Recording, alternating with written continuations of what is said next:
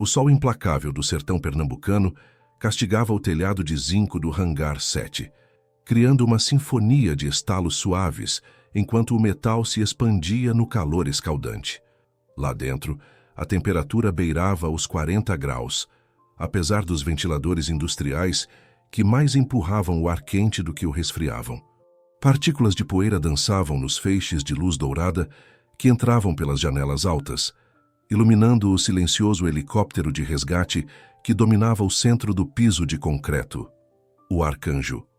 Estava imóvel, seu habitual coração pulsante silenciado por uma falha mecânica que o havia derrubado em meio a uma missão. O cheiro acre de lubrificante queimado pairava no ar, misturando-se com os aromas de metal, graxa e desespero. Eli Mendes, de 11 anos, estava ajoelhado ao lado do painel de acesso aberto da caixa de transmissão do helicóptero, sua pequena estrutura ofuscada pela máquina enorme.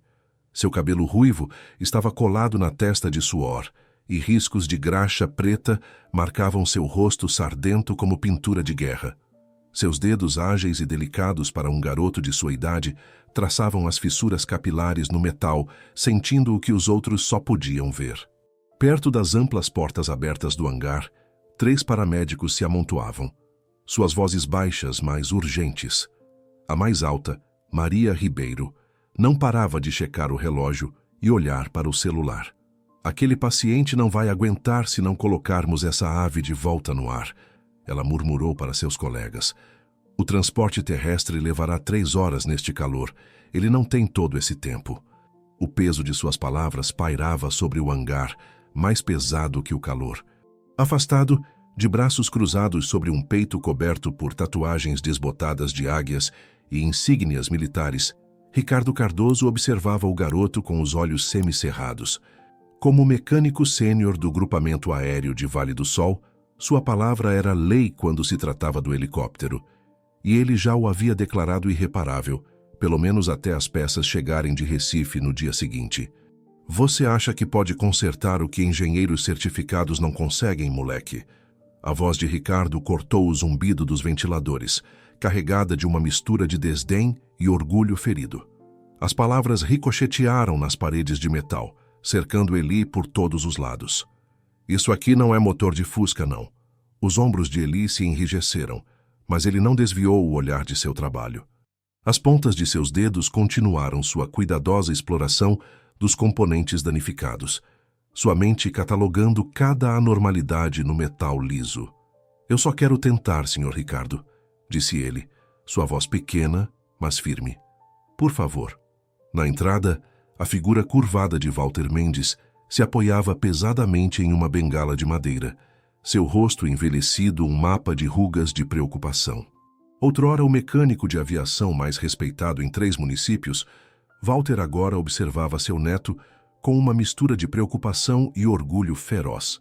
Suas mãos artríticas, curvadas como garras, apertaram a bengala com mais força quando Ricardo bufou com desdém. Deixa o menino olhar, disse Walter, sua voz áspera por anos de cigarros e poeira do sertão. Que mal pode fazer? O helicóptero não vai voar de qualquer maneira. Ricardo balançou a cabeça. É uma perda de tempo, Walt. Sem ofensa, mas agora precisamos de mecânicos de verdade, não de uma criança brincando com ferramentas. Os paramédicos se mexeram desconfortavelmente. Um deles, Davi Moraes, pigarreou. Se houver a menor chance... Não há, retrucou Ricardo, mas recuou, levantando as mãos em sinal de rendição. Tudo bem, deixe-o futucar. Mas quando essas peças chegarem amanhã, não o quero perto desta máquina. Eli mal registrou a conversa. Seu mundo havia se reduzido ao quebra-cabeça complexo diante dele. A intrincada dança de engrenagens e sistemas hidráulicos que havia parado de forma súbita e catastrófica. O helicóptero quebrado o lembrava dos vira-latas que às vezes encontrava, feridos, incapazes de comunicar o que estava errado, esperando por alguém paciente o suficiente para descobrir. Ele pegou uma pequena lanterna da caixa de ferramentas ao seu lado e a apontou para o interior da caixa de transmissão. O feixe de luz captou algo, um minúsculo fragmento de metal onde não deveria estar. Seu coração acelerou. Vô, ele chamou suavemente. Pode me passar a sonda magnética? A fina? Walter se arrastou para a frente, sua bengala marcando um ritmo no chão de concreto. Da bancada próxima, ele selecionou uma ferramenta fina com uma ponta magnética e a passou para seu neto. Seus olhos se encontraram brevemente, o azul desbotado do velho se conectando com o verde brilhante do menino. E algo tácito passou entre eles. Fé, confiança. Os paramédicos ficaram em silêncio, observando a pequena figura trabalhar com uma confiança surpreendente. Até Ricardo havia se calado, embora sua expressão permanecesse cética. Ele inseriu a sonda cuidadosamente, navegando mais pelo tato e instinto do que pela visão. Quando a retirou, um pequeno estilhaço de metal estava preso à ponta magnética, não maior que um grão de arroz, mas irregular e brilhante sob a luz forte. Dano por objeto estranho, murmurou Eli, principalmente para si mesmo. Não são apenas os dentes da engrenagem que estão gastos. Há algo bloqueando o canal de lubrificação. Pela primeira vez, a expressão de Ricardo mudou de desdém para um interesse relutante. Ele se aproximou, examinando o pequeno fragmento. De onde veio isso?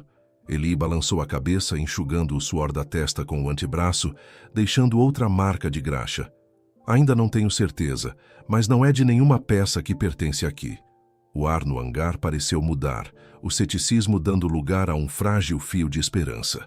Lá fora, o sol do sertão continuava seu ataque implacável, mas lá dentro, algo novo havia criado raízes. Ele olhou para os rostos ao seu redor, a confiança silenciosa de seu avô, a esperança desesperada dos paramédicos, a curiosidade relutante de Ricardo.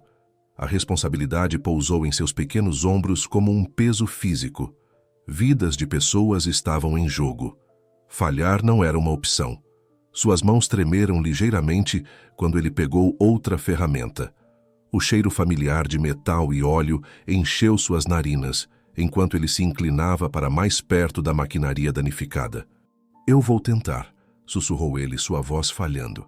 Ele olhou diretamente para Maria, cujo paciente estava ilhado no calor do sertão. Eu não vou decepcioná-los. E com essa promessa pairando no ar quente e parado, Eli Mendes começou o reparo mais importante de sua jovem vida, sem saber que aquele momento mudaria tudo. O mundo dos motores e do metal era o santuário de Eli desde que ele se lembrava. Sua primeira memória não era de um parquinho ou de uma sala de pré-escola, mas do piso de concreto frio deste mesmo hangar, onde ele se sentou de pernas cruzadas aos 4 anos, entregando chaves de fenda para seu avô, enquanto Walter reconstruía o carburador de um Cessna. Chave de boca, dizia Walter, e mãos minúsculas vasculhavam a caixa de ferramentas até encontrarem o tamanho certo. Eli sabia a diferença entre uma chave Phillips e uma chave de fenda antes de saber amarrar os sapatos. O tilintar rítmico de metal contra metal agora acompanhava a cuidadosa extração de L dos componentes danificados da transmissão do Arcanjo 1. Cada peça tinha que ser removida em ordem precisa, etiquetada e posta de lado para inspeção.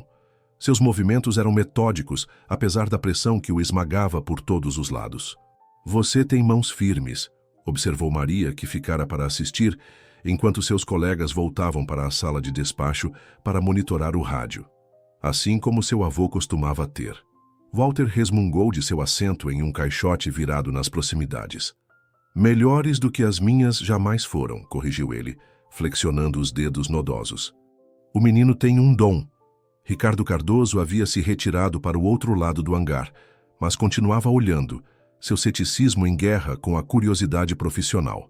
Eli podia sentir os olhos do mecânico sênior sobre ele, avaliando cada movimento. Enquanto trabalhava, a mente de Eli viajou de volta ao dia em que tudo mudou. Ele tinha 6 anos, sentado à mesa da cozinha de sua pequena casa nos arredores da cidade, colorindo o desenho de um avião. Sua mãe, Janaína, estava no fogão fazendo macarrão com queijo, seu prato favorito. A batida na porta fora seca, oficial, a voz do policial baixa e sombria. Seu pai, Daniel Mendes, não voltaria para casa. Uma carreta havia feito um L na BR-116, sem sobreviventes. Depois disso, o hangar se tornou mais do que apenas um lugar onde seu avô trabalhava. Tornou-se o refúgio deles. Enquanto sua mãe dobrava os turnos no restaurante da cidade, Eli passava tardes e fins de semana com Walter, aprendendo a linguagem das máquinas. No mundo previsível de porcas e parafusos, Eli encontrou conforto. Motores não mentiam. Eles não partiam sem avisar. Eles sempre davam sinais quando algo estava errado. "Me passa aquele gancho, por favor?" Eli pediu ao avô agora, apontando para uma ferramenta fina com uma ponta curva. Walter a entregou, seu reumatismo tornando o simples gesto um esforço consciente. "Seu pai estaria orgulhoso", disse ele baixinho, sua voz quase inaudível sobre o barulho dos ventiladores. "Ele sempre disse que você tinha um dom." Eli assentiu, sem confiar em si mesmo para falar. Conversas sobre seu pai ainda formavam um nó em sua garganta, mesmo 5 anos depois. Em vez disso, ele se concentrou na tarefa em mãos, usando o gancho para extrair cuidadosamente um pedaço de detrito alojado no fundo do canal de lubrificação. A escola nunca foi fácil para Eli. As outras crianças pareciam existir em um mundo diferente, um de videogames, esportes e roupas de marca. O mundo de Eli era preenchido com o cheiro de WD-40 e a satisfação de fazer coisas quebradas funcionarem novamente. Seus jeans estavam sempre gastos nos joelhos, suas unhas perpetuamente manchadas com uma graxa de motor que nenhuma esfregação conseguia remover completamente. "Olha o Mendes", os meninos zombavam nos corredores. "Aposto que ele dorme numa caixa de ferramentas." Na semana passada, Tiago Monteiro, cujo pai era dono da maior concessionária de carros de Vale do Sol, derrubou a bandeja do lanche de Eli de suas mãos. "Coitadinho", Tiago sibilou, enquanto o sanduíche e a maçã de Eli se espalhavam pelo chão do refeitório. A memória fez o maxilar de Eli se cerrar enquanto ele extraía outro fragmento de metal da caixa de câmbio danificada do helicóptero. Isso era algo que Tiago nunca poderia entender. A conversa silenciosa entre menino e máquina, a sinfonia de peças móveis que falava com ele de maneiras que as vozes humanas nunca conseguiram. "Você está indo muito devagar." Ricardo finalmente gritou do outro lado do hangar, incapaz de se conter por mais tempo. Ele se aproximou, suas pesadas botas de trabalho ecoando no concreto. "O manual diz que você precisa remover todo o conjunto de uma vez." "O manual está errado para este modelo", respondeu Eli suavemente, sem levantar o olhar. "Eles o modificaram no ano passado, quando adicionaram o equipamento de visão noturna. A distribuição de peso mudou." As sobrancelhas de Ricardo se ergueram. "Como você saberia disso?" Walter riu.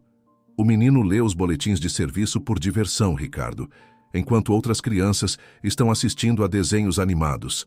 O dinheiro sempre fora curto na casa dos Mendes." Janaína trabalhava até a exaustão, suas mãos vermelhas e rachadas da água quente e dos detergentes fortes do restaurante. Alguns meses, escolher entre a conta de luz e sapatos novos para os pés crescentes de Eli era um verdadeiro dilema. Mas eles se viravam. O que não podiam comprar com dinheiro, compensavam com orgulho e conhecimento. Walter ensinara a Eli que o valor de uma pessoa não era medido pela etiqueta em suas roupas, mas pelos calos em suas mãos e pelos problemas que resolviam.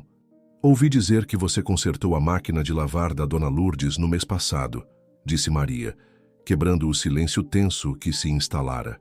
Ela contou a todos na igreja como você descobriu o que estava errado quando o técnico queria cobrar R$ 300 por um motor novo. As orelhas de Eli ficaram vermelhas. Era só uma válvula presa, nada de especial. "Foi especial para ela", contrapôs Maria. "Nem todo mundo consegue ouvir o que está errado com uma máquina." "Walter chama isso de seus ouvidos mecânicos, certo?" Walter assentiu, o orgulho evidente em seu rosto envelhecido. "O menino consegue ouvir um motor e te dizer exatamente onde está o problema. Não é algo que se possa ensinar. Ou você tem, ou não tem." Ricardo zombou, mas havia menos convicção nisso agora. "Bem, é melhor esses ouvidos mágicos funcionarem rápido. Temos pessoas contando com este helicóptero." O lembrete enviou uma nova onda de ansiedade pelo peito de Eli. Ele não estava apenas mexendo em um dos projetos antigos de Walter agora. Vidas literalmente dependiam disso. O paciente ilhado no sertão.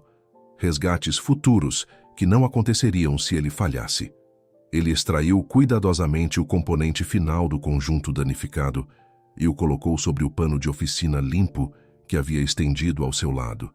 As peças de metal brilhavam sob as luzes fluorescentes fortes, contando sua história para quem soubesse lê-las.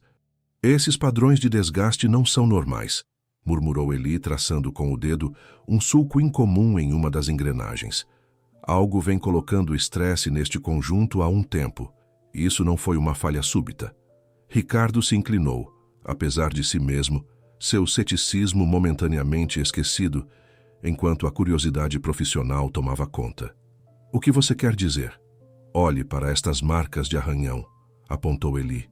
Elas são graduais, não catastróficas. O que quer que tenha acontecido hoje foi apenas a gota d'água. Uma lembrança veio à tona, algo que seu avô lhe ensinara anos atrás. As máquinas não quebram do nada, Walter sempre dizia. Elas reclamam primeiro. Se você ouvir com atenção suficiente, vai ouvi-las pedindo ajuda muito antes de desistirem. Eli olhou para o helicóptero, sua presença maciça dominando o hangar. Ele estava reclamando? Alguém deixou de ouvir. Lá fora, o céu do sertão começara a escurecer com a aproximação da noite. O calor continuava opressivo, mas as sombras se alongavam pelo chão do hangar. O tempo estava passando e, em algum lugar no sertão, um paciente esperava. O peso da responsabilidade pressionava os ombros de Eli, mais pesado do que qualquer ferramenta que ele já tivesse levantado. Preciso verificar os registros de manutenção, disse ele, sua voz mais forte agora. Todos eles desde a última revisão geral. Ricardo hesitou, depois assentiu com relutância. Vou pegá-los, mas é melhor que isso não seja uma perda de tempo, moleque. Enquanto o mecânico sênior se afastava, Walter se inclinou para perto de seu neto. Nunca deixe seu coração se tornar tão pequeno quanto o deles, sussurrou ele, repetindo as palavras que dissera tantas vezes antes. Continue ouvindo quando os outros pararam. Eli assentiu, voltando sua atenção para os componentes danificados espalhados diante dele. No zumbido silencioso do hangar, cercado por metal e maquinário, ele se sentia mais em casa do que nos corredores da escola ou no parquinho. Aqui, pelo menos, o que ele sabia importava mais do que o que ele vestia ou onde morava. Aqui, ele talvez pudesse fazer a diferença. Os registros de manutenção chegaram nas mãos de Ricardo. Um fichário grosso com páginas de cantos dobrados e manchas de café na capa. Ele o deixou cair na bancada com um baque que ecoou pelo hangar. As sombras haviam se alongado pelo piso de concreto enquanto a tarde se transformava em noite. Mas ninguém havia sugerido acender mais luzes. A conta de luz do serviço de resgate financiado pelo município era sempre uma preocupação. Últimos 3 anos de registros de manutenção, disse Ricardo, seu tom sugerindo que ele estava fazendo a vontade de uma criança. Fique à vontade. Eli limpou as mãos em um pano de oficina antes de tocar no fichário. Seus dedos deixaram manchas fracas na capa de plástico de qualquer maneira. Abrindo nas entradas mais recentes, ele começou a escanear a caligrafia apertada e as abreviações técnicas, procurando por padrões que outros pudessem ter perdido. Maria havia saído para atender uma chamada, mas através das portas abertas do hangar, Eli podia ouvir sua voz, tensa de preocupação. Ainda esperando pelo helicóptero? Não temos uma previsão. Eu entendo, mas... A pressão no peito de Eli aumentou. Cada minuto que passava significava que a condição do paciente ilhado poderia estar se deteriorando. As noites no sertão podiam ser tão perigosas quanto os dias, temperaturas caindo rapidamente, animais selvagens emergindo de seus esconderijos diurnos. Encontrou algo interessante no seu livrinho de figuras? Perguntou Ricardo, encostado em um armário de ferramentas com os braços cruzados. Ele ignorou a provocação, virando as páginas com precisão metódica. Walter o havia ensinado a ler registros de serviço como histórias, não apenas pelo que diziam, mas pelo que não diziam. Entradas ausentes, manutenção adiada, padrões de problemas recorrentes. O rotor principal foi balanceado após a última inspeção anual, observou Eli, o dedo traçando a entrada. Mas não há registro de uma verificação de vibração depois que instalaram o controlador atualizado em fevereiro. A postura de Ricardo mudou ligeiramente. Isso porque não era necessário. A atualização era plug and play. Não afetava os sistemas mecânicos. Eli ergueu o olhar encontrando o do mecânico sênior pela primeira vez. Tudo afeta tudo em um helicóptero, Sr. Ricardo. É o que meu avô sempre diz. Walter riu baixinho de seu poleiro no caixote virado. Garoto esperto. O maxilar de Ricardo se contraiu. Você está questionando meu trabalho, moleque? Eu mesmo assinei essa instalação. Eli voltou sua atenção para os registros, virando para a próxima página. Não estou questionando ninguém. Só estou tentando entender o que aconteceu. A verdade era que ele estava apavorado. Trabalhar no velho Opala de seu avô era uma coisa. Até a máquina de lavar da Dona Lourdes fora um conserto relativamente simples. Mas isso, uma aeronave de milhões de reais com vidas dependendo dela, era algo totalmente diferente. Suas mãos tremiam ligeiramente enquanto ele continuava a ler. Após 20 minutos de estudo silencioso, Eli fechou o fichário e voltou aos componentes desmontados da transmissão. Os fragmentos que ele extraíra mais cedo estavam sobre um pano de oficina limpo como achados arqueológicos. Ele examinou cada peça sob o feixe brilhante de uma lâmpada de trabalho, comparando o que via com o que lera. Acho que sei o que está acontecendo, disse ele finalmente, a voz baixa, mas firme. O controlador atualizado mudou ligeiramente as características de torque. Se os sensores não foram recalibrados corretamente, isso poderia criar um estresse anormal no eixo principal durante operações de alta rotação. Ricardo bufou. Isso é ridículo. O fabricante afirmou especificamente. O fabricante não levou em conta o peso extra do equipamento médico instalado no verão passado, interrompeu ele, surpreendendo a si mesmo com sua ousadia. Isso deslocou o centro de gravidade em pelo menos 8 centímetros para a frente. Um silêncio pesado caiu sobre o hangar. Os olhos de Walter se arregalaram ligeiramente. Ele nunca tinha ouvido seu neto interromper um adulto antes, especialmente alguém tão intimidador quanto Ricardo Cardoso. O rosto de Ricardo ficou vermelho. Escuta aqui, moleque. Verifique o padrão de desgaste, disse Eli, estendendo uma das engrenagens danificadas. É assimétrico. Isso só acontece quando a carga é distribuída de forma desigual.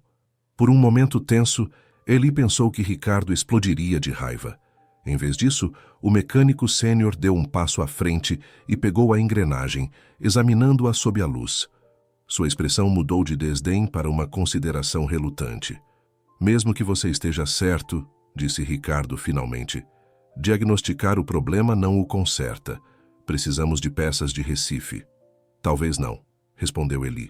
Se eu conseguir realinhar os sensores de torque e recalibrar o controlador, talvez consigamos fazê-lo voar esta noite, pelo menos para operações de emergência. Maria havia retornado de sua ligação, o rosto contraído de preocupação. A equipe terrestre chegou ao paciente, mas sua condição está se deteriorando. Eles estão solicitando transporte aéreo imediato. O peso dessas palavras se abateu sobre o hangar. Eli sentiu a boca secar. Ele falou grosso, mas conseguiria realmente cumprir? Deixe-me tentar, disse ele, olhando de Ricardo para Maria e para seu avô. Por favor. Ricardo hesitou, depois gesticulou para o helicóptero com um movimento da mão. O show é seu, moleque. Mas se você piorar as coisas... A ameaça ficou inacabada no ar quente e parado. Eli assentiu e se voltou para a tarefa. Primeiro, ele precisava limpar todo o conjunto da transmissão.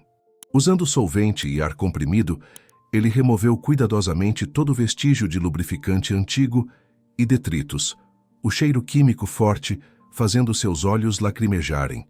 O trabalho metódico acalmou um pouco seus nervos. Com os componentes dispostos como peças de um quebra-cabeça, Eli começou o delicado processo de remontagem. Suas mãos pequenas se moviam com uma confiança surpreendente, encaixando cada peça de volta em seu lugar com precisão suave.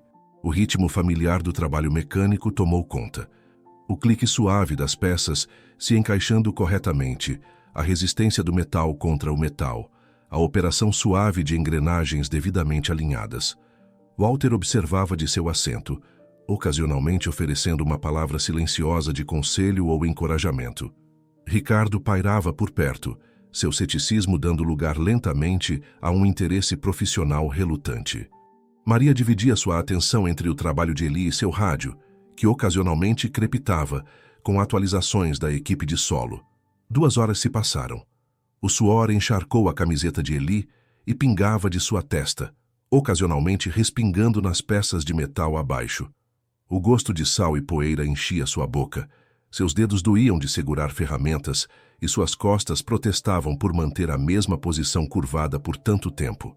Quase lá, murmurou ele, mais para si mesmo do que para qualquer outra pessoa. Só preciso resetar o controlador e recalibrar os sensores. Ricardo lhe entregou uma ferramenta de diagnóstico eletrônico especializada sem que ele pedisse. Foi um pequeno gesto, mas que dizia muito. O mecânico sênior estava começando a levá-lo a sério. Eli conectou o dispositivo ao computador principal do helicóptero e começou o delicado processo de reprogramar os sensores de torque. Linhas de código rolavam pela pequena tela, enquanto ele ajustava parâmetros que determinariam como a aeronave se comportaria durante o voo. Tem certeza de que sabe o que está fazendo com isso? Perguntou Ricardo, espiando por cima do ombro. Isso não é algo que eles ensinam na aula de oficina do fundamental. O vovô me mostrou, respondeu Eli sem desviar o olhar da tela. Nós praticamos em um software de simulador que ele baixou. Walter sorriu fracamente. O menino também é um talento natural com computadores. Aprendeu mais rápido do que eu jamais consegui. Após mais 30 minutos de ajustes cuidadosos, Eli desconectou a ferramenta de diagnóstico e fechou o painel de acesso. Seu coração martelava contra as costelas enquanto ele olhava para os outros. Acho que está pronto para um teste em solo, disse ele, a voz falhando um pouco. Ricardo trocou olhares com Maria, que assentiu com urgência. Vamos fazer isso, disse o mecânico sênior, pegando as chaves de ignição penduradas em um quadro perto da porta do escritório. O momento da verdade havia chegado. Eli recuou enquanto Ricardo subia no assento do piloto. A paramédica e Walter se juntaram a Eli a uma distância segura do helicóptero, observando ansiosamente enquanto Ricardo iniciava a sequência de partida. Luzes de advertência piscaram no painel de controle. Os medidores ganharam vida. O motor tossiu 2 vezes, e então rugiu em uma operação estável. Eli prendeu a respiração enquanto Ricardo aumentava a potência, observando os indicadores da transmissão em busca de qualquer sinal de problema. O barulho era ensurdecedor, abafando o som de seu próprio pulso trovejante. O distinto wop-wop-wop dos rotores encheu o hangar enquanto eles começavam a girar, lentamente a princípio, depois ganhando velocidade. Mas algo não estava certo. Um zumbido agudo cortou os sons normais do motor. Um rangido de metal contra metal, que fez os dentes de Eli doerem. O medidor de temperatura da transmissão subiu rapidamente para a zona vermelha. Desligue! Gritou Eli, agitando os braços freneticamente. Ricardo desligou o motor imediatamente. Os rotores diminuíram a velocidade, o rangido desapareceu e o silêncio caiu sobre o hangar mais uma vez. O cheiro de metal quente e componentes elétricos se juntou ao persistente aroma de solvente e óleo. O estômago de Eli despencou. Ele havia falhado. O helicóptero ainda estava quebrado, o paciente ainda ilhado, e ele acabara de provar que Ricardo estava certo. Ele era apenas um garoto brincando com coisas que não entendia. Me desculpe, sussurrou ele, encarando o chão de concreto para esconder as lágrimas que brotavam em seus olhos. Eu pensei que tinha conseguido. Ricardo desceu da cabine, sua expressão indecifrável. Melhor do que eu esperava, honestamente. Você chegou mais longe do que eu teria chegado sem peças de reposição. As palavras eram para ser um consolo, mas não aliviaram o peso esmagador da decepção. Eli havia decepcionado a todos, os paramédicos, o paciente, seu avô que acreditara nele. Enquanto ele se virava incapaz de encarar os outros, algo chamou sua atenção. Uma mancha fraca e iridescente no chão do hangar sob o helicóptero. Ele se ajoelhou, passando o dedo pela substância. Não era óleo nem fluido hidráulico. Era outra coisa. Ele olhou para a parte inferior da aeronave, traçando o possível caminho do vazamento. Então, ele notou algo. Uma impressão digital na carcaça perto do eixo de transferência. Não correspondia aos padrões de manutenção padrão. Alguém havia acessado um componente que não fazia parte do serviço de rotina. Senhor Ricardo, ele chamou, a excitação substituindo subitamente o desespero. Preciso verificar uma coisa. Pode me ajudar a remover o painel de acesso inferior? Ricardo franziu a testa, mas obedeceu, pegando uma chave de fenda da caixa de ferramentas próxima. Juntos, eles removeram o painel, revelando um reservatório de fluido secundário que não estava coberto nos registros de manutenção. Isso é estranho, murmurou Ricardo, examinando o componente. Esta linha de refrigeração foi substituída recentemente, mas não há registro disso. Eli se inclinou mais perto, o cheiro do fluido incomum forte em suas narinas. Uma centelha de esperança reacendeu em seu peito. Acho que sei o que está acontecendo, disse ele baixinho, olhando para Ricardo com uma determinação recém-descoberta. E eu sei como consertar. A escuridão se instalou no hangar enquanto a noite do sertão se infiltrava pelas portas abertas. O ar permanecia quente e abafado, mal resfriado pelo pôr do sol. Uma a uma, as luzes do teto foram acesas, lançando sombras duras sobre o piso de concreto e iluminando o Arcanjo 1 com um brilho austero e impiedoso. Eli se recusou a ir para casa. Quando sua mãe ligou por volta das 8 horas, Walter saiu para explicar a situação. Pela porta entreaberta, Eli podia ouvir fragmentos da conversa. Janaína, você sabe como ele é teimoso. Igual ao pai, não vai sair até descobrir. A equipe de manutenção já tinha ido para casa há horas, deixando apenas Ricardo, que alegava estar ficando para garantir que o garoto não destrua o lugar. Maria também permaneceu, mantendo contato por rádio com a equipe de solo que atendia o paciente ilhado. As atualizações se tornaram menos frequentes e mais tensas com o passar da noite. Pressão caindo, fluidos acabando, preciso daquele transporte aéreo. Eli trabalhava com foco total, o resto do mundo se transformando em ruído de fundo. Ele havia identificado o fluido misterioso como um refrigerante sintético, especializado usado nos sistemas auxiliares do helicóptero, um componente que fora adicionado durante a modernização do ano anterior, mas não estava totalmente documentado nos registros de manutenção. Alguém trocou esta mangueira incorretamente, explicou ele a Ricardo, que se apoiava na bancada, observando o menino com respeito relutante. Eles usaram uma mangueira de borracha comum em vez do tubo de fluoroelastômero que o fabricante especifica. Ricardo franziu a testa. Como diabos você saberia disso? Ele apontou para a conexão corroída, onde a mangueira se conectava ao acoplamento de metal. O refrigerante sintético degrada a borracha comum. Vê como está inchado aqui? Isso criou um microvazamento que espirrou na carcaça da transmissão quando o sistema estava sob pressão. Com o tempo, contaminou o lubrificante principal. Walter mancou de volta para o hangar, guardando seu antigo celular no bolso. Sua mãe disse que você pode ficar, mas só se comer alguma coisa. Ele estendeu um saco de papel levemente amassado. Ela deixou isso aqui, um sanduíche do restaurante. Eli assentiu distraidamente, mal registrando a comida ou as palavras de seu avô. Sua mente estava correndo por possíveis soluções, calculando quais peças eles tinham em mãos, o que poderia ser fabricado, o que poderia ser contornado temporariamente. Precisamos substituir toda esta seção, murmurou ele, traçando o caminho da linha de refrigerante danificada. E drenar completamente a transmissão antes de adicionar lubrificante novo, Ricardo bufou. Ótimo diagnóstico, garoto. E onde exatamente você planeja conseguir tubulação de fluoroelastômero especializada às 9 horas da noite em Vale do Sol? Uma lembrança piscou no cérebro cansado de Eli, algo que Walter mencionara meses atrás sobre peças de aviação excedentes. Vovô, o Sr. Eduardo no aeroporto municipal não guarda peças antigas de Sikorsky em seu depósito? As sobrancelhas de Walter se ergueram. O Eduardo? Sim, talvez. Mas seriam para modelos mais antigos. Podem não servir nesta nova fera. O sistema de refrigeração é bem padrão, respondeu Eli, já alcançando o telefone da oficina na parede. Se o diâmetro for o mesmo, poderíamos fazer funcionar. A hora seguinte passou em um borrão de atividade. Ricardo dirigiu até o aeroporto municipal para encontrar Eduardo Delgado, que de fato fora persuadido a abrir seu depósito fora de hora para a emergência do neto do Walt. Walter fez uma garrafa de café na pequena copa do escritório. O aroma rico, superando brevemente o cheiro de metal e óleo que permeava o hangar.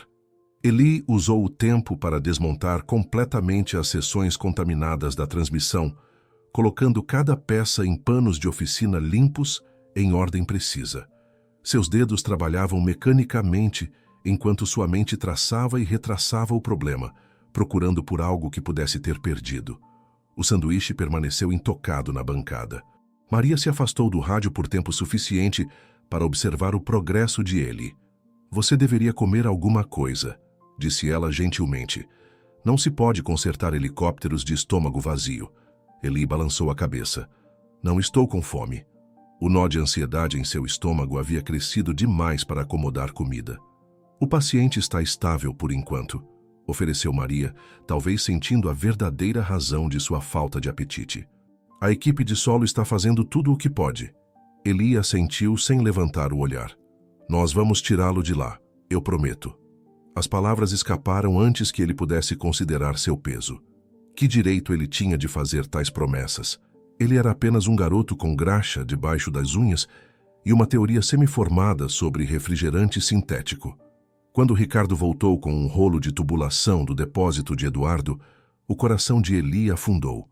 O material parecia certo, mas o diâmetro era claramente muito pequeno. "Era tudo o que ele tinha", disse Ricardo com um encolher de ombros. "Eu te disse que era um tiro no escuro." Walter mancou até a tubulação para examiná-la, virando-a em suas mãos nodosas. "Talvez dê para fazer um adaptador", ponderou ele, "se tivéssemos as conexões certas." A mente de Eli correu novamente, catalogando o conteúdo de cada gaveta e caixa no hangar. "O velho helicóptero Bell que eles desmontaram no mês passado", disse ele de repente. "Eles guardaram alguns dos acoplamentos hidráulicos. Eles podem funcionar como redutores se os modificarmos." Ricardo pareceu cético, mas se dirigiu ao armário de armazenamento sem discutir. A dinâmica entre eles havia mudado sutilmente ao longo da noite. O mecânico sênior não mais descartando Eli abertamente, mas tratando-o mais como um aprendiz. Não era bem respeito, mas era algo próximo a isso. A meia-noite veio e se foi. A garrafa térmica de café esvaziou e foi reabastecida. O sanduíche foi finalmente comido em mordidas distraídas entre as tarefas. Walter cochilava em uma cadeira dobrável, sua bengala apoiada no joelho, acordando ocasionalmente para oferecer conselhos ou encorajamento. Às 2 da manhã, Eli havia fabricado com sucesso um adaptador para a linha de refrigerante usando peças de 3 sistemas de aeronaves diferentes. Seus olhos ardiam de fadiga e suas mãos estavam em carne viva pelo trabalho constante com ferramentas e produtos químicos, mas uma frágil sensação de realização combatia o esgotamento. "Precisamos drenar todo o sistema", disse ele a Ricardo, que parecia quase tão cansado quanto Eli se sentia. "Tirar todo o vestígio do fluido contaminado antes de remontarmos." O processo foi tedioso e bagunçado. A solução de limpeza espirrou em suas roupas e no chão, adicionando outra camada de cheiro cáustico ao ar já pungente. A camiseta de Eli grudava em suas costas, encharcada de suor e produtos químicos. A pele de suas mãos começara a rachar pela exposição repetida a solventes, cada pequeno corte ardendo, à medida que novos fluidos se infiltravam. Walter despertou de seu meio-sono e mancou para inspecionar o progresso deles. "Está com uma boa aparência", disse ele, examinando a linha de refrigerante recém-instalada. Seu pai teria feito da mesma maneira. A menção a seu pai enviou uma pontada agridoce pelo peito de Eli. Daniel Mendes se fora há 5 anos, mas em momentos como este, a perda parecia recente. O que seu pai pensaria dele agora, coberto de graxa e refrigerante, trabalhando durante a noite para consertar uma máquina que a maioria das crianças nem sabia o nome? "Eu queria que ele pudesse ver isso", sussurrou Eli sem a intenção de falar em voz alta. Walter apertou seu ombro com uma mão nodosa. "Ele vê, garoto. Acredite em mim." Ainda faltavam horas para o amanhecer, quando Eli finalmente fechou o último painel de acesso e se afastou do helicóptero. Cada componente havia sido limpo, inspecionado e reparado ou substituído. A linha de refrigerante improvisada com seu adaptador improvisado não era bonita, mas estava segura. Hora de outro teste? Perguntou Ricardo, balançando as chaves de ignição no bolso. Eli assentiu, exausto demais para palavras. Seu corpo inteiro doía e seus olhos pareciam estar cheios de areia. Mas sob a fadiga ardia uma esperança desesperada. Tinha que funcionar. Não havia mais peças para substituir, nem mais teorias para testar. Maria, que estivera cochilando na mesa do despachante, juntou-se a eles enquanto Ricardo subia na cabine. Walter ficou ao lado de Eli, uma mão no ombro de seu neto.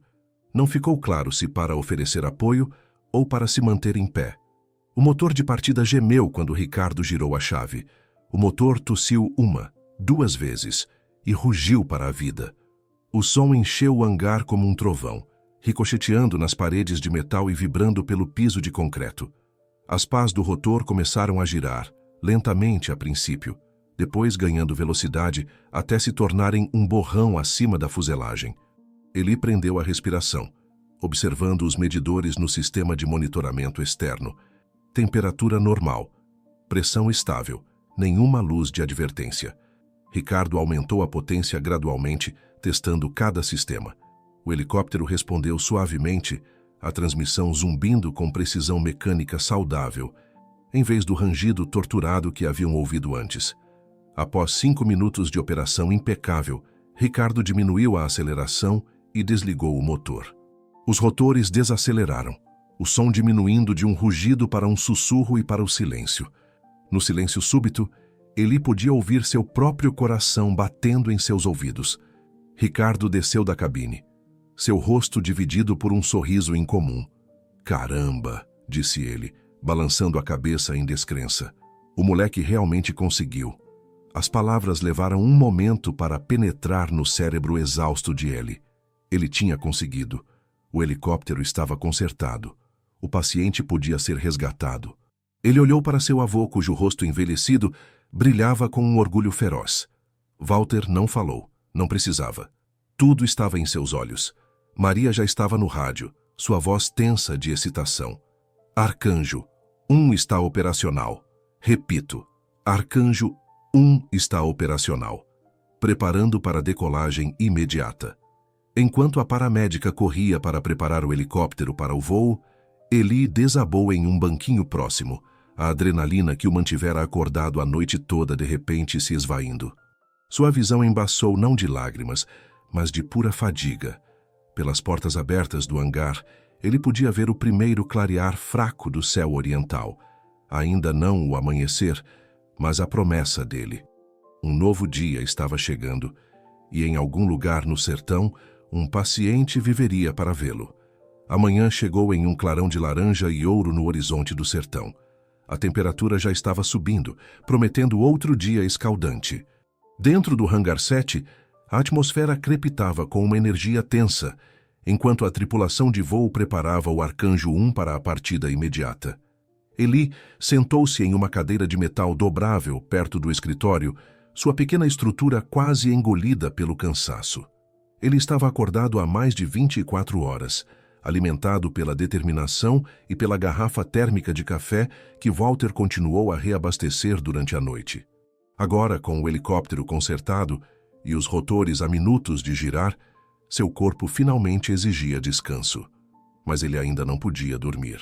Não até ter certeza de que seus reparos aguentariam. Você não precisa ficar, moleque, disse Ricardo, aparecendo ao seu lado com uma prancheta cheia de listas de verificação pré-voo. Nós cuidamos daqui para frente. Eli balançou a cabeça teimosamente. Eu vou ficar. Ricardo o estudou por um momento, depois assentiu. Como quiser. Mas se essa coisa falhar a 5.000 pés, a culpa não é sua, entendeu? Sou eu quem está assinando a aeronavegabilidade. As palavras foram rudes, mas estranhamente reconfortantes. Pela primeira vez, Ricardo o estava tratando como um colega em vez de um incômodo, reconhecendo sua contribuição, enquanto assumia a responsabilidade final. Walter havia saído para ligar para Janaína novamente, atualizando-a sobre a maratona de reparos de Eli durante toda a noite. Pelas portas abertas do hangar, Eli podia ver seu avô andando lentamente de um lado para o outro, gesticulando com a mão livre enquanto falava ao telefone. Dentro, a tripulação de voo se movia com eficiência praticada. Maria e seu colega Davi estavam carregando equipamentos médicos na cabine, verificando tanques de oxigênio e bolsas de soro. O piloto, Capitão Torres, estava realizando sua própria inspeção no exterior do helicóptero, seus olhos experientes examinando cada centímetro em busca de possíveis problemas. "Se importa se eu perguntar como você soube?", disse Ricardo de repente, sentando-se em outra cadeira dobrável ao lado de Eli. "Sobre a contaminação do refrigerante, quero dizer. A maioria dos mecânicos com 20 anos de experiência não teria percebido isso." Eli esfregou os olhos arenosos, tentando formar uma explicação coerente através de sua fadiga. "Foi o cheiro", disse ele finalmente. "Quando ligamos o motor da primeira vez, havia aquele odor forte por baixo dos cheiros normais. Meu pai trabalhou com aquele refrigerante sintético uma vez em um helicóptero da Marinha que veio para reparos de emergência. Ele disse que cheirava a amêndoas estragadas", completou Ricardo, as sobrancelhas se erguendo em surpresa. "Seu pai era Daniel Mendes." Eli assentiu. "Eu o conheci uma vez, anos atrás, em uma feira de aviação em São Paulo. Deve ter sido em 2014. Ele estava demonstrando alguma técnica de reparo para um grupo de mecânicos." Ricardo balançou a cabeça, um leve sorriso brincando nos cantos de sua boca. O homem sabia o que fazia. Nunca teria imaginado que ele era filho do Walt. Antes que Eli pudesse responder, o Capitão Torres se aproximou, o capacete de voo debaixo do braço. O piloto era um homem compacto, de cabelos grisalhos e com a intensidade focada de quem passou décadas tomando decisões de vida ou morte. "Você é o garoto que consertou meu pássaro?", perguntou ele, estendendo a mão para Eli. Eli se levantou apressadamente, de repente consciente de sua aparência amassada e roupas manchadas de graxa. O aperto de mão do piloto foi firme e breve. "Disseram-me que temos que agradecer a você por estarmos de volta ao ar", continuou Torres. "Queria que soubesse que agradecemos. Aquele paciente lá fora, ele é um guarda florestal que foi pego em uma enchente relâmpago. Perna quebrada, hemorragia interna, desidratação. Sem transporte aéreo." Ele deixou a frase inacabada, mas a implicação era clara. "Eu só ajudei a descobrir o que estava errado", murmurou Eli, desconfortável com o elogio. "O senhor Ricardo e meu avô fizeram muito do trabalho." Torres trocou um olhar com Ricardo, que Eli não conseguiu interpretar.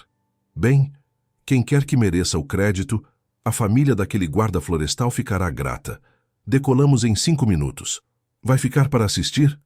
Ele assentiu, um nó se formando em sua garganta. 5 minutos. Depois disso, seus reparos se provariam bem-sucedidos, ou catastroficamente inadequados. Walter voltou de seu telefonema, parando ao lado de seu neto enquanto a tripulação de voo completava os preparativos finais. A atmosfera no hangar havia mudado de foco tenso para antecipação elétrica. "Sua mãe disse que está orgulhosa de você", disse Walter baixinho. "Disse para te dizer que vai ter bolo de chocolate te esperando quando chegar em casa." A menção ao bolo especial de sua mãe, uma guloseima rara reservada para aniversários e grandes realizações, trouxe um leve sorriso ao rosto exausto de Eli. "Mesmo que não funcione", ele sussurrou. Walter apertou seu ombro. "Especialmente se não funcionar. Tentar é o que importa, Eli. Sempre importou." O Capitão Torres sinalizou para a equipe de solo limpar a área. As enormes portas do hangar estavam totalmente abertas agora, revelando uma faixa de asfalto banhada pela luz do sol da manhã. O piloto e a tripulação de voo subiram a bordo, fechando escotilhas e colocando fones de ouvido. O motor de partida gemeu, e a turbina rugiu para a vida com um som que Eli sentiu em seu peito mais do que ouviu. O rotor principal começou a girar, lentamente a princípio, depois mais rápido até que as pás individuais se tornaram um disco translúcido acima da aeronave. Eli prendeu a respiração, seus olhos fixos na carcaça da transmissão onde ele passara horas trabalhando. Seus reparos improvisados aguentariam. Ele teria esquecido algo crucial em sua exaustão? O helicóptero subiu suavemente do chão do hangar, pairando momentaneamente enquanto Torres verificava os controles. O vento descendente levantou pequenos redemoinhos de poeira no concreto, girando em torno dos tornozelos de Eli. O barulho era ensurdecedor, mas por baixo dele, Eli se esforçava para ouvir qualquer indício do rangido de metal contra metal que sinalizara o desastre antes. Não havia nenhum. Apenas o zumbido saudável de uma maquinaria funcionando corretamente. Torres guiou o helicóptero para a frente, para fora do hangar e para a clara manhã do sertão. A aeronave subiu firmemente, inclinando-se para o oeste em direção às montanhas distantes, onde o guarda florestal ferido esperava. Em momentos, era apenas uma forma diminuindo contra o vasto céu azul, o som de seus rotores se transformando em um pulso distante. E agora? Perguntou Eli, ainda olhando para o helicóptero que desaparecia. Agora esperamos, respondeu Ricardo, tirando um maço de cigarros do bolso da camisa. Café? As 2 horas seguintes se arrastaram com uma lentidão excruciante. Ricardo fez outra garrafa de café na pequena copa, o aroma rico fazendo pouco para dissipar a tensão. Walter cochilava intermitentemente em uma cadeira de canto, sua bengala encostada na parede. Eli andava pelo chão do hangar, incapaz de ficar parado, apesar de sua fadiga profunda. A cada poucos minutos, Ricardo verificava o rádio em busca de atualizações do capitão Torres ou da equipe médica. Os relatórios esporádicos eram frustrantemente breves. A caminho do alvo, meta 12 minutos, meio tempo limpo. Eli se viu diante dos registros de manutenção novamente, folheando as páginas ociosamente, como se pudessem conter alguma pista que ele havia perdido, algum problema potencial que ainda pudesse surgir. As palavras se embaralharam diante de seus olhos cansados. Duvidando de si mesmo agora? Perguntou Ricardo, aparecendo ao seu lado com um copo de isopor de café. Eli encolheu os ombros. Só me perguntando se há algo mais que eu deveria ter verificado. Sempre há algo mais, disse Ricardo, surpreendendo Eli com o tom filosófico. Essa é a questão do trabalho mecânico. Você nunca está realmente pronto. Você apenas chega a um ponto em que fez tudo o que podia com o tempo e as peças que tinha. O rádio crepitou de repente. Arcanjo 1 para a base. Paciente a bordo e seguro. Vitals estáveis. Retornando para o Hospital Geral de Vale do Sol. ETA 30 minutos. Ricardo apertou o microfone. Copiado, Arcanjo. Como ela está se comportando? Houve uma breve pausa antes de Torres responder. Rodando lisinho, base. O que quer que vocês tenham feito funcionou. É o melhor que ela voa em meses. Uma onda de alívio varreu Eli, tão poderosa que seus joelhos fraquejaram. Ele se agarrou à beira da bancada para se firmar, de repente tonto pela combinação de exaustão e liberação emocional. Eu te disse Walter aparecendo ao seu lado com um sorriso conhecedor. Você tem o dom assim como seu pai. Quando o Arcanjo 1 reapareceu no céu oriental, a notícia de alguma forma se espalhou pela pequena comunidade do aeroporto. Um punhado de mecânicos de outros hangares se reuniu do lado de fora, protegendo os olhos do brilho da manhã enquanto observavam a aproximação do helicóptero. Até Eduardo Delgado, do aeroporto municipal, viera de carro, curioso para ver como suas peças recuperadas haviam se saído. O helicóptero pousou no asfalto do lado de fora do hangar 7 com precisão praticada, os rotores diminuindo gradualmente enquanto Torres cortava a potência do motor. A porta lateral se abriu e Davi emergiu, fazendo um sinal de positivo para a pequena multidão. O guarda vai sobreviver, ele gritou por cima do ruído diminuído do rotor. Levamos ele para o hospital bem a tempo. Uma salva de palmas irrompeu entre os espectadores. Alguém deu um tapa nas costas de Eli com força suficiente para fazê-lo tropeçar para a frente. Eduardo Delgado sorriu e piscou para ele do outro lado do asfalto. Quando os rotores finalmente pararam, o capitão Torres desceu da cabine e caminhou diretamente em direção a Eli. O piloto removeu o capacete e estendeu a mão mais uma vez. Nenhuma luz de advertência durante todo o voo, disse ele, apertando a mão de Eli firmemente. O que quer que você tenha feito naquela transmissão está funcionando melhor do que quando saiu da fábrica. Ricardo deu um passo à frente, pigarreando. Na verdade, Torres, há algo que você deveria saber. Ele gesticulou em direção a Eli. O garoto descobriu o que estava errado sozinho. Eu só lhe entreguei as ferramentas. A admissão claramente custou a Ricardo um pouco de orgulho, mas sua voz era firme.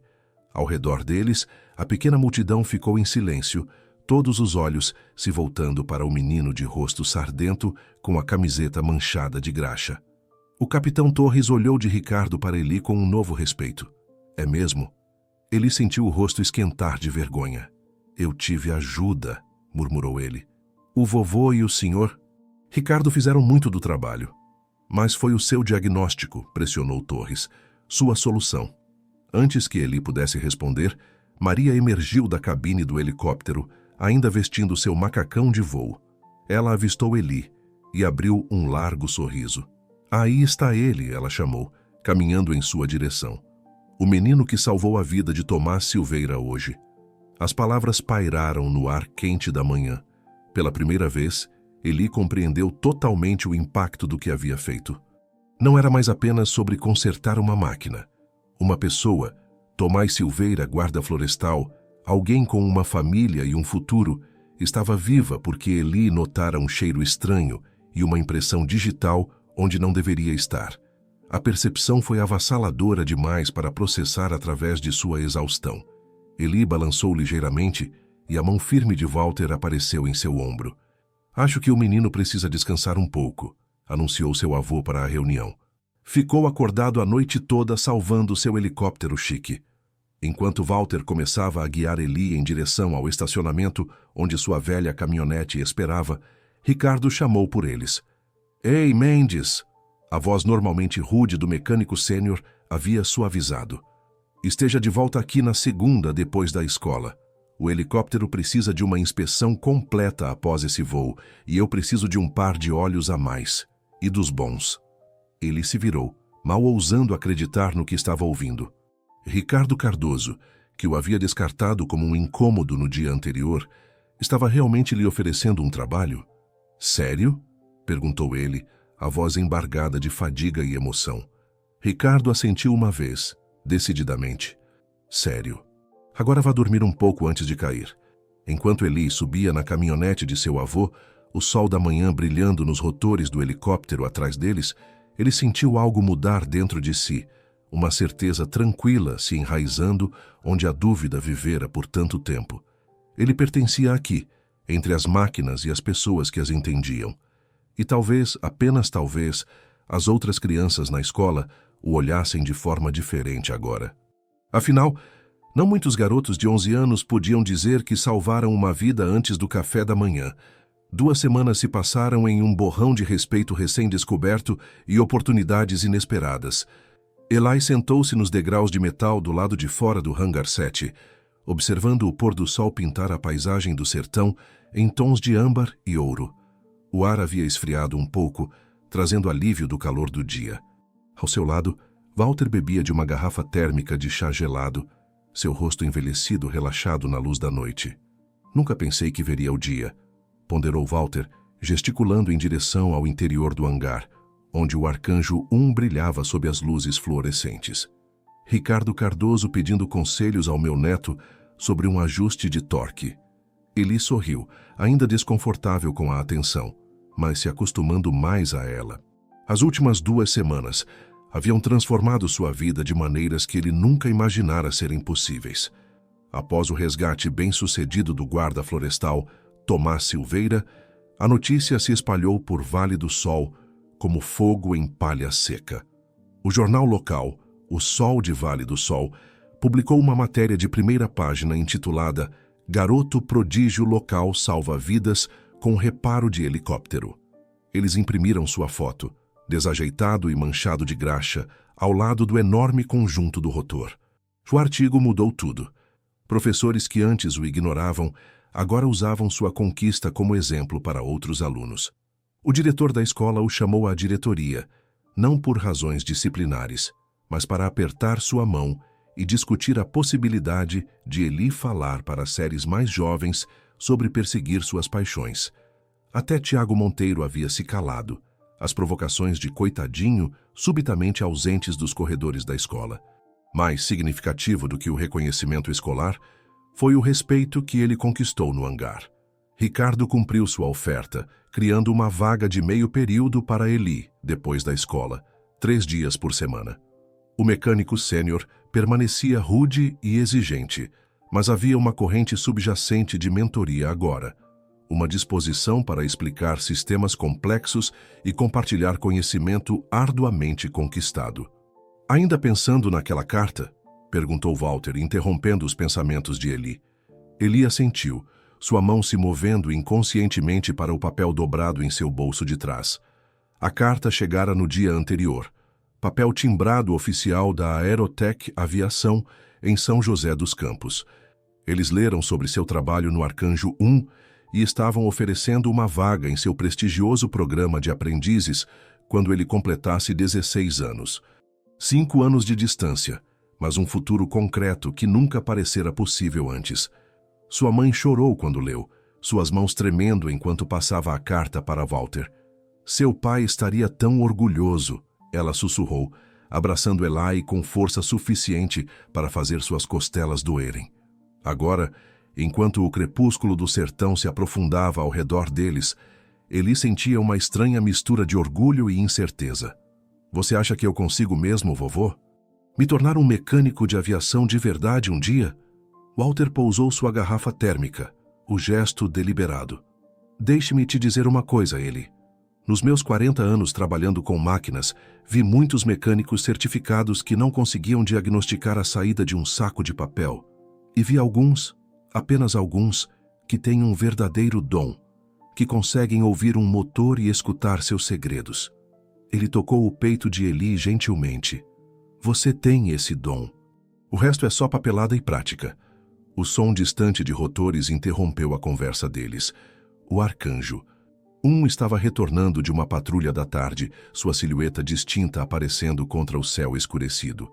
Desde os reparos de Eli, o helicóptero havia voado 27 missões sem um único problema mecânico. O capitão Torres passara a chamá-lo de a máquina milagrosa em seus registros de voo. Eles observaram em silêncio confortável, enquanto a aeronave se aproximava, as luzes de pouso iluminando o caminho para o heliponto. O baque rítmico dos rotores se tornara um dos sons favoritos de Eli, um lembrete de que às vezes coisas quebradas podiam ser consertadas, que às vezes o impossível era apenas difícil. Enquanto o helicóptero pousava do lado de fora do hangar, Eli avistou uma figura familiar na cabine. O capitão Torres deu um rápido aceno antes de iniciar a sequência de desligamento. Ao lado dele, sentava-se Tomás Silveira, o guarda florestal, cuja vida Eli ajudara a salvar 2 semanas antes. Silveira recebera a alta do hospital 3 dias antes, sua recuperação progredindo bem o suficiente para que ele solicitasse uma visita para conhecer o garoto que consertara o helicóptero. Parece que seu fã-clube chegou, disse Walter com uma risada, usando sua bengala para se levantar. Vou entrar dar um espaço para vocês conversarem. Eli permaneceu sentado nos degraus, de repente nervoso. Ele ouvira falar de Tomás Silveira, lera as breves atualizações que Maria compartilhara sobre sua condição, mas encarar o homem cuja vida ele salvara indiretamente parecia avassalador. Os rotores pararam de girar e a porta lateral se abriu. Silveira emergiu primeiro, movendo-se cuidadosamente com muletas, sua perna esquerda ainda imobilizada em um gesso volumoso. O capitão Torres o seguiu, pairando por perto caso o guarda precisasse de ajuda. Silveira avistou Eli nos degraus e mudou seu curso, atravessando lentamente o asfalto. Ele era mais jovem do que Eli imaginara, talvez na casa dos 30 anos, com a pele curtida pelo sol e a constituição magra de quem passa a maior parte da vida ao ar livre. Você deve ser o Eli, disse Silveira ao se aproximar, equilibrando-se em suas muletas para estender a mão. Eu estava ansioso para te conhecer. Eli se levantou rapidamente, limpando as mãos perpetuamente manchadas de graxa em seus jeans antes de aceitar o aperto de mão. Prazer em conhecê-lo, senhor. Silveira sorriu, a expressão enrugando os cantos dos olhos. O capitão Torres tem me contado tudo sobre o gênio da mecânica que colocou o helicóptero de volta no ar. Diz que se não fosse por você, eu ainda poderia estar preso naquele cânion. O calor subiu às bochechas de Eli. Eu só ajudei a descobrir o que estava errado. Todos trabalharam juntos para consertar. Humildade também, observou Silveira, olhando para Torres com as sobrancelhas erguidas. Combinação rara. Torres assentiu em concordância. Eu te disse, o moleque é diferenciado. Os três entraram no hangar, onde o ar mais fresco proporcionava alívio do calor persistente lá fora. Walter já estava lá dentro, conversando com Ricardo perto do escritório de manutenção. Vários outros mecânicos e equipes de solo se movimentavam, preparando-se para o final de seu turno. Silveira sentou-se em um banco perto da parede, encostando as muletas ao lado. Se importa se conversarmos por um minuto? Ele perguntou, gesticulando para que Eli se juntasse a ele. Eli sentou-se, agudamente consciente da atenção que estavam atraindo. As pessoas continuavam com suas tarefas, mas os olhares continuavam se voltando em sua direção. Eu queria te agradecer apropriadamente, começou Silveira, sua voz assumindo um tom mais sério. Os médicos do Hospital Geral me disseram que mais uma hora lá fora e as coisas poderiam ter sido muito diferentes para mim. Fico feliz que você esteja bem, respondeu Eli sem saber o que mais dizer. Silveira sorriu novamente. Mais do que bem, graças a você e a esta equipe. Ele gesticulou ao redor do hangar. Mas o que eu realmente queria te dizer é o seguinte. Eu me tornei um guarda florestal porque, quando eu tinha mais ou menos a sua idade, me perdi em uma trilha com minha família no Parque Nacional do Catimbau. Um guarda me encontrou depois de 5 horas, me deu água e me levou em segurança de volta para meus pais. Naquele dia decidi que queria ajudar as pessoas da mesma forma um dia. Ele se inclinou um pouco para a frente, fazendo uma careta quando o movimento abalou sua perna ferida. O que estou tentando dizer é que, às vezes, as coisas que fazemos criam ecos que nunca vemos. Aquele guarda que me encontrou provavelmente nem se lembra do garoto magro que ele resgatou 20 anos atrás. Mas suas ações moldaram toda a minha vida. Ele fixou Eli com um olhar sincero. O que você fez, consertar aquele helicóptero, quando ninguém mais conseguia, isso vai ecoar de maneiras que você não pode imaginar. Eli absorveu as palavras do guarda, sentindo seu peso se acomodar em seu peito ao lado da crescente certeza que se enraizara nas últimas 2 semanas. A ideia de que suas ações poderiam se estender além do momento imediato, que poderiam influenciar o futuro de maneiras invisíveis, era ao mesmo tempo estimulante e sóbria. Obrigado por me dizer isso, disse ele finalmente, sua voz mais firme do que esperava. A conversa deles foi interrompida pela chegada de Maria e Davi, ambos vestidos com seus uniformes de paramédicos. Eles tinham acabado de completar a troca de turno e estavam passando para ver como Silveira estava. "Olha quem está de pé!" exclamou Maria, seu rosto se abrindo em um sorriso caloroso. "Como está a perna?" Enquanto Silveira começava a atualizar os paramédicos sobre sua recuperação, Eli se afastou, indo em direção ao helicóptero onde Ricardo estava conduzindo uma inspeção pós-voo. O mecânico sênior estava debruçado sobre o compartimento do motor, lanterna na mão, resmungando para si mesmo. "Precisa de ajuda, Sr. Ricardo?" perguntou Eli, caindo no que se tornara uma rotina familiar. Ricardo se endireitou, esfregando a parte inferior das costas. "Pensei que você já tinha terminado por hoje, moleque. Só estou esperando o vovô. Ele é minha carona para casa." Ricardo o estudou por um momento, depois gesticulou em direção ao compartimento aberto. "Já que você está aqui, dê uma olhada na conexão da linha de combustível. Tem mostrado uma ligeira queda de pressão durante operações de alta altitude." Eli deu um passo à frente ansiosamente, aceitando a lanterna. Ele se inclinou para dentro do compartimento, os cheiros familiares de metal e combustível de aviação o cercando.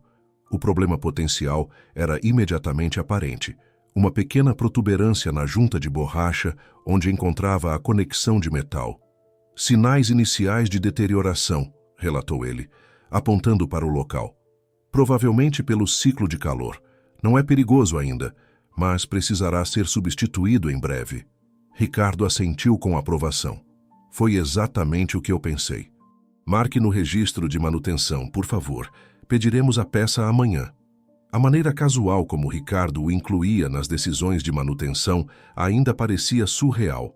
2 semanas atrás, ele era o garoto incômodo que rondava o local de trabalho de seu avô.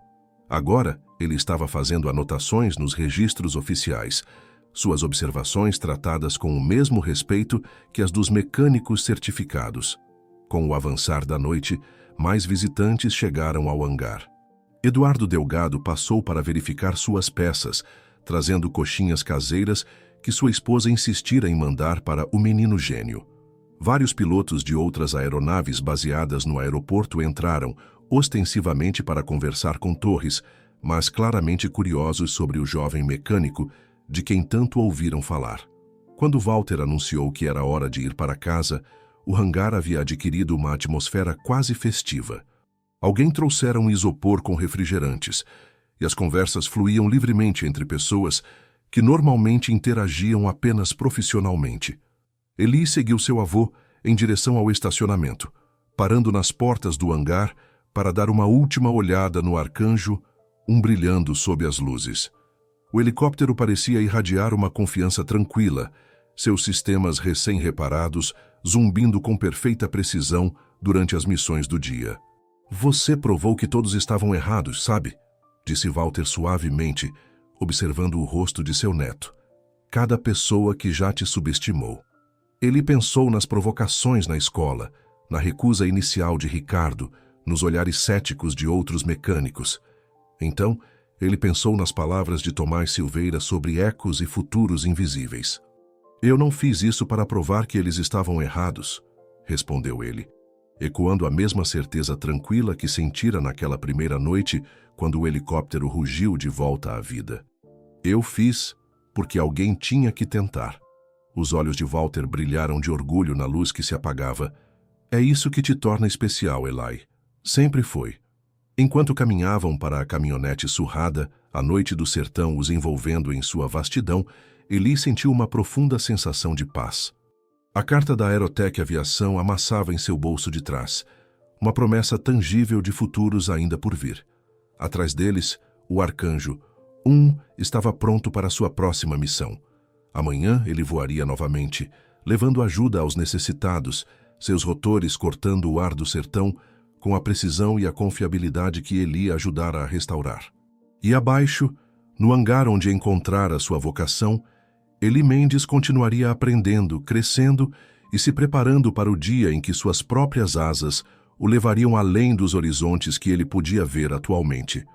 Por enquanto, porém, ele estava exatamente onde precisava estar, caminhando ao lado de seu avô sob um dossel de estrelas, o vento do sertão quente contra seu rosto, carregando consigo o leve perfume de possibilidade.